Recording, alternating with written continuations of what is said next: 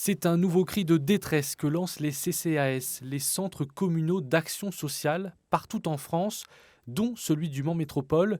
Il aide chaque année plusieurs milliers de personnes âgées dans leur quotidien, mais il a aujourd'hui de plus en plus de mal à assurer ses missions, faute de financement suffisant de la part de l'État.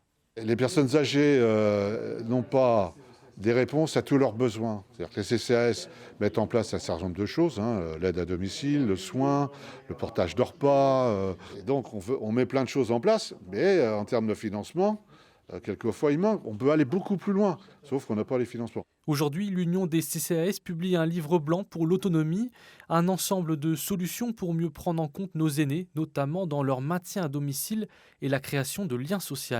On travaille pour le CCAS du Mans, entre autres, sur l'EHPAD de demain. C'est de permettre à la personne âgée qui le souhaite de rester le plus longtemps possible au domicile, mais en même temps d'apporter à domicile ce qu'il faut pour qu'elle le reste. C'est-à-dire, il y a le portage, le soin, etc.